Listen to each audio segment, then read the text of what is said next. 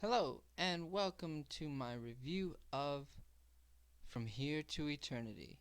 1953. Amazing cast in this movie: Burt Lancaster, Deborah Kerr, Montgomery Clift, Frank Sinatra, who's really good in this movie, Donna Reed, Ernest Borgnine, and directed by Fred Zinnemann. This movie it cleaned up at the Oscars in 1954. Best Picture, Best Supporting Actor for Frank Sinatra, well-deserved. Best Supporting Actress for Donna Reed, wouldn't have been my pick, and Best Director. Um, this movie is pretty much um, a mirrored love story in that you have Burt Lancaster as a sergeant at this base in Honolulu, Hawaii. Pearl Harbor, and this movie takes place right like a few days before Pearl Harbor.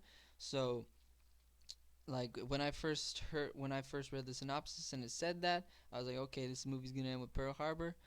Don't worry, it's not like a big huge thing that changes the entire story. It does happen, but it happens within the movie, and that's not the main focus of the movie.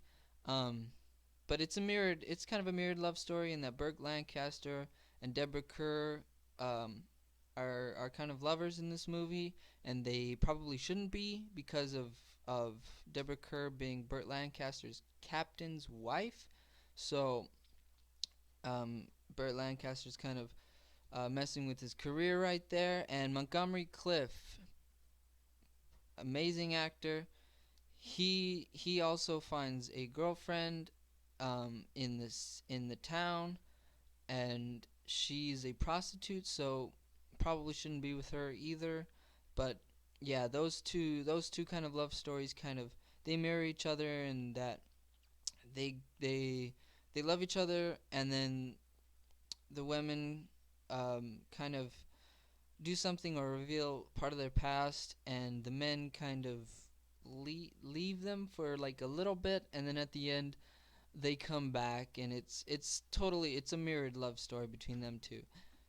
Um, yeah, and that's pretty much the story. There's a few supporting, um, like Frank Sinatra does really good job in this, and Ernest Borgnine, whenever he shows up in like I watched McHale's Navy, um, a while back, and I just liked the guy. So when he showed up in this, I was like, all right, this guy's cool.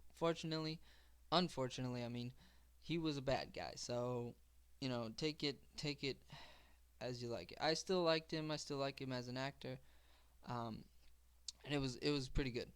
Let's start off with things I did not like about this movie. I thought that every single character that wasn't Montgomery Clift, they all criticized him for being hard-headed, and they, in their own ways, were just as hard-headed as him.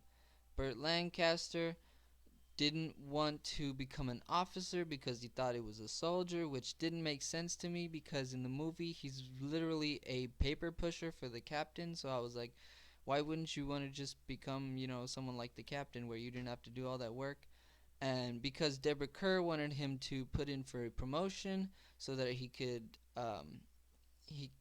be an officer, and then she would divorce her husband and then go and marry him. And Burt was super hard-headed in that sense.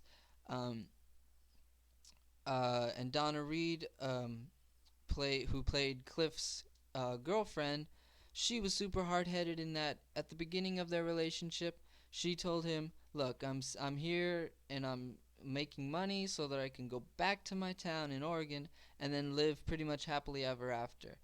And at towards the middle, where both the men in those relationships leave, she says the reason that Cliff kind of leaves her for a hot minute, she says, "I don't want to marry you." And he asked her to marry her, obviously, and she said, "I don't want to marry you. I want to go back. I want to be like a proper woman, get a proper husband, proper kids, proper house, yada yada yada." And it seemed like every chance they got, the other characters would criticize Cliff's character for being hard headed, and they all were hard headed in their own ways. Um, Frank Sinatra, his character dies in the movie. Spoiler alert, but it's a over 60-year-old movie, so get over it. He dies in the movie, and apparently he was getting beat up in the stockade um, by Ernest Borgnine's character, and so he escaped, and he escaped on a truck, but the back part of the truck opened up, and he fell out, and that killed him. I'm not sure how that works, but apparently, I think that truck must have been going pretty fast, but I didn't think that that was like getting beat up and then falling off a truck. Okay, you're hurt. I didn't think that that would like kill a person, you know. But that's just me. The not the bad guys, but Cliff's character had been a boxer like in previously, and the captain wanted him to box for him so that he could hopefully potentially become a major. Um, and yes, that was it's a good um motivation for kind of being the bad guy in this, but he's so like selfish in the fact that he has the other boxers like just mess with him. He has them pretty much put him through the ringer, and it was like they were all kind of stereotypical just bad dudes who didn't like our main character, and there was no reason other than they wanted a 10-day furlough, which is I didn't understand that. They got more time. They spent so much time in this movie in the town and like at the bars getting all drunk and everything that it didn't seem like a 10-day furlough, maybe to go home, but still at this point like in time or at that point in time they weren't in war, so it wasn't like they were, fighting or anything. They just wanted a 10-day furlough, and it didn't seem like a good enough reason for them to be absolute jerks, one note jerks. Um, the things I liked about this movie, the acting's pretty good. Um, there's not a character in this movie that didn't belong. They all belonged. They all had their places. Even the bad guys, for being one note bad guys, they still played their roles pretty good. Um, the mirrored love story was cool in that they absolutely mirrored each other all the way through, and Burt Lancaster and Montgomery Clift did a very good job in this movie, and I liked it. I liked it a lot. There wasn't a lot other than the things that I mentioned in or just previously. Um, the best thing in this movie, the absolute best thing in this movie, is Montgomery Clift. Yes, it is kind of his and Bert's movies. Like together, they share kind of the same amount of screen time. But Montgomery Clift takes the cake in this movie. I'm not sure why he didn't win Best Actor. Maybe it was kind of a weird thing that the Academy didn't know who was the leading actor, whether it was Burt or Montgomery. But that's neither here nor there.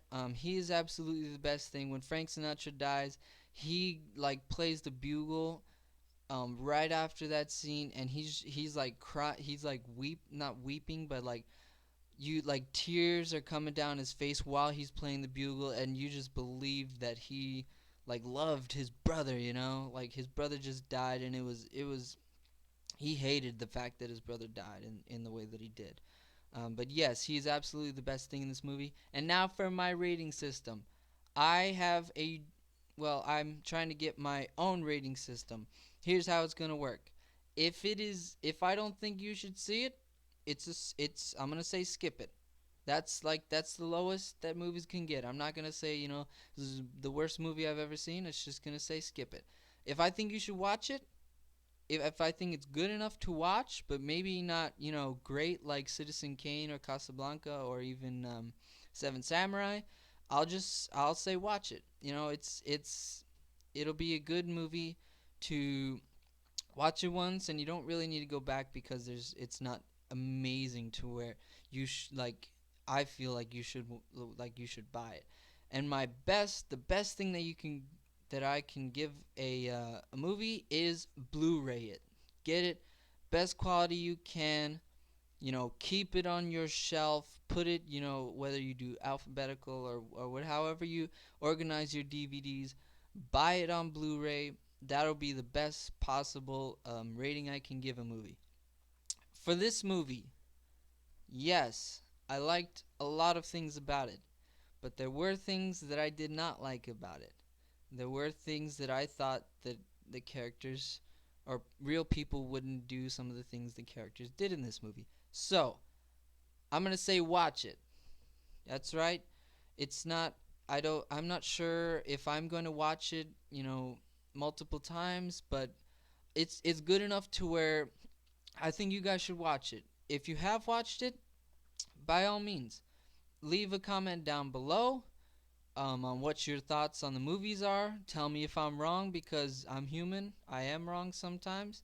Um, if you haven't watched it, definitely watch it. Maybe rent it. But I'm not sure this is a movie that you should Blu-ray it. Um, Thank you for watching this video.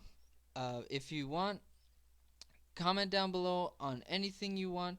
Comment down below on what you would like to see me review next, and I will definitely try to do that.